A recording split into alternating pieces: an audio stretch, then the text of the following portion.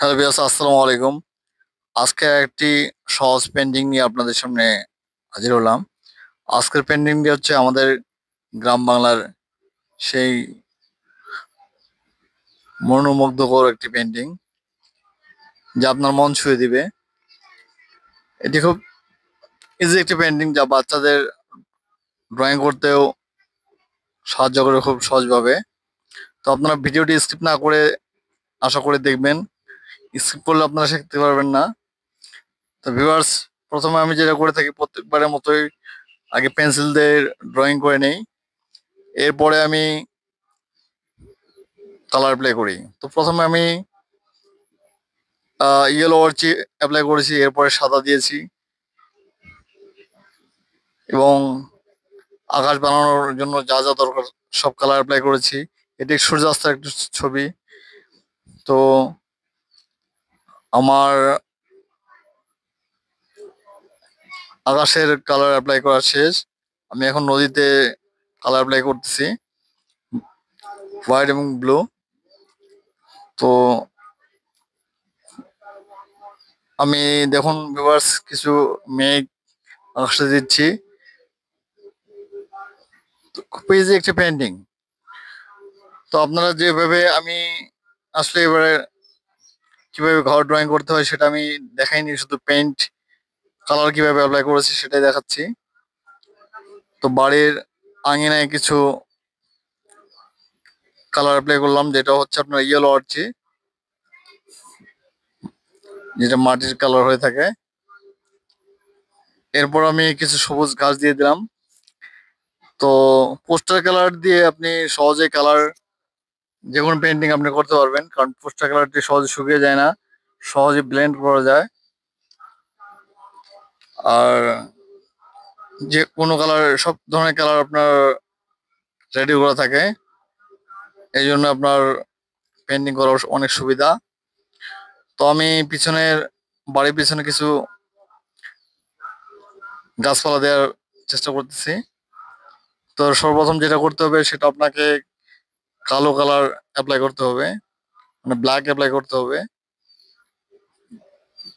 তো পিছনের কালার শুকানোর পর আপনাকে ডার্ক গ্রিন অথবা ডার্ক, যেটাকে বলে ডার্ক সবুজ, সবুজ অ্যাপ্লাই করতে হবে। তার আগে যেটি করতে হবে সেটাকে আপনাকে পিছনের ব্যাকগ্রাউন্ড যেন শুকনো থাকে, তারপরে আপনাকে সব কালার অ্যাপ্লাই করতে হবে। তো আমি নদীর দুই পাশে সবুজ ঘাস এঁকে দিয়েছি, সবুজ মাঠ। এরপর আমি যেটা করব, নদীতে ছোট্ট একটি নৌকা ড্রয়িং করব। এরপর হ্যালো, এরপর আমি ডার্ক গ্রিন ইউজ করতেছি। ডার্ক গ্রিন ইউজ করার পরে আমি লাইট গ্রিন ইউজ করব, যেটাকে বলে হালকা সবুজ। তো আমার গাঢ় সবুজ অ্যাপ্লাই করা শেষ, হালকা শুকানোর সময় নেব। এরপর আমি এদিক শুকানোর সময়ের সাথে সাথে বাকি কাজগুলো করব। অবশ্যই আপনাকে পোস্টার কালার অথবা অ্যাক্রিলিক কালার শুরুতে আপনাকে ডার্ক কালারের কাজ আগে করতে হবে, সেটা হোক ডার্ক গ্রিন হোক ব্ল্যাক। এরপর আমি নদীর পাশে কিছু ঝোপঝাড় দিলাম, সেটিও ডার্ক গ্রিন এবং কালো মিশ্রণ করে দিয়েছি।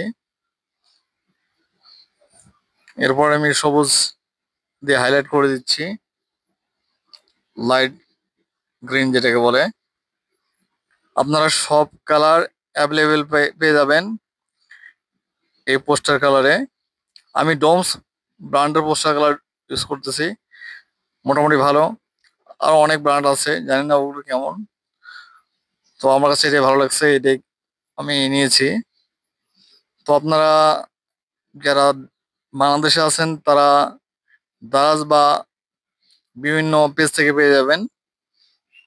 তো আমি এটা আসলে আমাদের শহর, জেলা শহর পঞ্চগড় থেকে কিনেছি অফলাইনে। আর যারা দেশের বাইরে ইন্ডিয়াতে আছেন তারা ফ্লিপকার্ট অথবা অ্যামাজনে পেয়ে যাবেন, বা পাশের জেলা শহরগুলোতে পেয়ে যাবেন। তো আমি এটা ক্যানভাস পেপারে করতেছি। আপনারা যে কোনো পেপারে এটা করতে পারবেন। পোস্টার কালার এমন একটি কালার, যে কোনো পেপারে এটা করা যায়, খুব ভালো কাজ হয় এই কালার দিয়ে, যা অন্য কালার দিয়ে পসিবল নয়। তো আমি নদীর পাড়ে কিছু কাশবন এঁকে দিচ্ছি। প্রথমে যেটা করেছিলাম, কালো দিয়ে আমি কাশ ফুলের পাতাগুলো বানিয়েছিলাম। তারপরে আর একটু ডার্ক গ্রিন দিয়ে পাতাগুলো করেছি। তারপর শেষে লাইট গ্রিন দিয়ে করেছি। এরপরে সাদা দিয়ে আমি কাশফুলগুলো করেছি। এবার আমি ঘরে কাজটা করছি। ঘরে এক পাশে লাইট, এক পাশে শ্যাডো রেখেছি। যে পাশে সূর্যের আলোর পড়ছে সে পাশটা আমি সাদা রেখেছি। যে পাশে সূর্যের আলো পড়েনি সে পাশে আমি একটু ডার্ক রেখেছি। সেটা আমি একটু কালো একটু সাদা মিশিয়ে ডার্ক করে নিয়েছি। এরপর আমি ঘরের চালগুলো আঁকার জন্য বার্নার্ড সিনহা কালার নিয়েছি। এরপরে আমি নৌকাটিও সেম ভাবে বার্নার্ড সিনহা দিয়ে আগে অ্যাপ্লাই করেছি। পরে ব্ল্যাক দিয়ে নৌকার পেন্টিংটি মিডিয়ামে করেছি। ফাইনালি আমি হোয়াইট দিয়ে নৌকার পেন্টিংটি শেষ করব। দুটি নারকেল গাছ ড্র করে দিলাম। একটি অলরেডি হয়ে গেছে, আর একটি আমি করে দিচ্ছি। তো ভিউয়ার্স, চ্যানেলটি ভালো লাগলে অবশ্যই লাইক এবং সাবস্ক্রাইব করতে ভুলবেন না, এবং কমেন্টে জানাবেন আমার ভিডিওগুলো কেমন হলো। এবং পরবর্তী ভিডিওর জন্য আমাকে অবশ্যই কমেন্ট করবেন আপনারা কি ধরনের ভিডিও বা কি ধরনের পেন্টিং পছন্দ করেন, রিয়েলিস্টিক না বাচ্চাদের জন্য। আমি অবশ্যই আপনাদের সেই ভিডিওগুলো উপহার দেওয়ার চেষ্টা করবো ইনশাল্লাহ। তবে আশা করি ভিডিওটি স্কিপ না করে পুরোপুরি দেখবেন, কারণ স্কিপ করলে আপনারা শিখতে পারবেন না। তো দেখুন আমি চালটা কিভাবে বানাচ্ছি।